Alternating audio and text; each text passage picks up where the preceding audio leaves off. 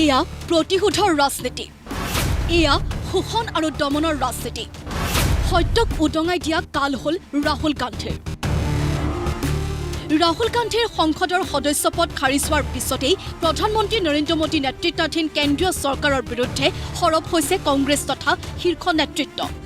मल्लिकार्जुन खड़गे तीक्ष्ण वाक्यवान केंद्रीय सरकार उद्देश्य उनको सत्य बोलने के लिए वो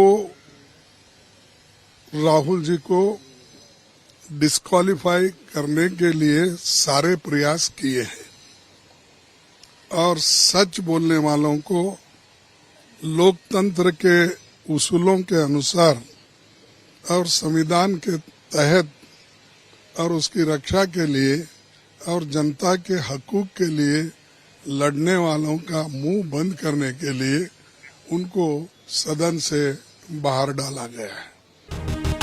সংবাদমেলৰ জৰিয়তে প্ৰধানমন্ত্ৰী নৰেন্দ্ৰ মোদীৰ লগতে কেন্দ্ৰীয় চৰকাৰক সমালোচনা কংগ্ৰেছ নেতা অভিষেক মনু সিংভি আৰু জয়ৰাম ৰমেশৰ। ৰাজনৈতিক আক্ৰোশৰ শিকাৰ হৈছে ৰাহুল গান্ধী। ये प्रतिशोध की राजनीति, धमकी की राजनीति, उत्पीड़न की राजनीति का एक नतीजा है, एक मिसाल है। ईडी में करीब 60 घंटे का पूछताछ हुआ, आपको याद होगा। उन्होंने स्पीकर से 3 बार निवेदन की, 3 बार, एक बार नहीं, 3 बार उनको लिखा भी कि मुझे मौका दीजिए। उन्होंने रूल भी स्पीकर साहब को बताया, 357 रूल, पर स्पीकर से कोई जवाब नहीं आया। एक सूझे बूझे तरीके से इस सरकार ने हर गणतांत्रिक संस्था को खत्म करने का प्रयत्न किया है, उसको चोक करने का प्रयत्न किया है, उसमें रोकथाम करने का प्रयत्न किया है। सबसे बड़ी संस्था उनके मायने में जो उनके लिए बाधा है वो है स्वतंत्र निष्पक्ष निडर बोलना, बोलचाल, जो हमारे संविधान की एक महत्वाकांक्षा ही नहीं, एक मानव अधिकार है। राहुल गांधीर जनप्रियतात शंकित बीजेपी, ए दाबी कांग्रेस सांसद अधीर रंजन चौधुरीर। অসম প্ৰদেশ কংগ্ৰেছৰ সভাপতি ভূপেন বৰা, সাংসদ গৌৰৱ গগৈও সৰব বিজেপিৰ বিৰুদ্ধে। It is a sheer case of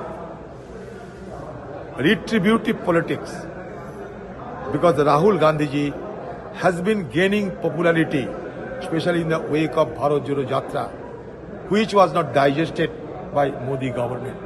Modi government and BJP party, they are under the impression that Rahul Gandhi has to be throttled, has to be muzzled, because if Rahul Gandhi is allowed to speak inside the parliament, then that danger will come for them. They will be dislodged from the government. So this is a very cruel demonstration of a autocrat government. Today's decision is the final nail in Indian democracy hammered by the BJP RSS under Prime Minister Modi. Rahul Gandhi has been targeted ever since he has made his speech against the Prime Minister Modi, exposing his links with Mr. Gautam Adani. তেওঁলোকে এটা ষড়যন্ত্ৰত লিপ্ত হৈছে, ভাবিছে যে সংসদৰ পৰা যদি তেওঁক বাহিৰত ৰাখিব পাৰি তেতিয়াহ'লে তেওঁৰ কণ্ঠ ৰুদ্ধ কৰিব পৰা যাব। মই নিশ্চিত যে ৰাহুল গান্ধী ডাঙৰীয়া সদনৰ ভিতৰত থাকক বা নাথাকক, তেখেতে কেতিয়াও আপোচ নকৰে।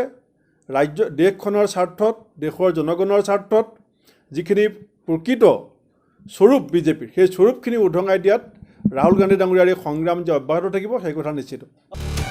কংগ্ৰেছৰ সমান্তৰালকৈ বিৰোধী সমাজবাদী পাৰ্টি উদ্ধৱ ঠাকৰে গোটৰ মুখপাত্ৰ প্ৰিয়ংকা চতুৰ্বেদীয়ে ক'লে, ইয়া দেশৰ গণতান্ত্ৰিক ব্যৱস্থাৰ বাবে লজ্জাজনক।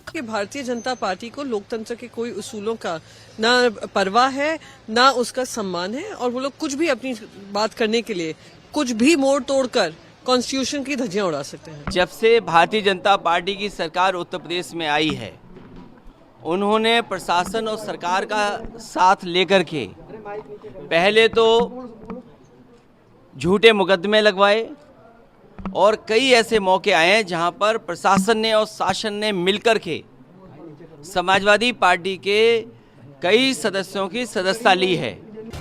ৰাহুল গান্ধীৰ লোকসভাৰ সদস্যপদ খাৰিজ হোৱাক লৈ বিৰোধীৰ এই চোকা সমালোচনাৰ মাজতেই প্ৰত্যুত্তৰ দিছে বিজেপিয়েও। দেশত ৰাহুল গান্ধীয়ে পিছপৰা শ্ৰেণীক অপমান কৰিছে, বিদেশত দেশক বদনাম কৰিছে ৰাহুল গান্ধীয়ে। कि स्वतंत्रता यही है कि आप किसी भी समाज को और खासकर छोटे समाज और ओबीसी समाज को अपमानित करो, और आप ये भी मानिए कि हम राजनीति को किस दिशा में लेकर के जा रहे हैं, जब देश आज भारत के लोकतंत्र को दुनिया में सबसे मजबूत लोकतंत्र में गिना जा रहा है, और हम समाजों को तो अपमानित कर ही रहे हैं, भारत को भी अपमानित लंदन में जाकर के कर रहे हैं।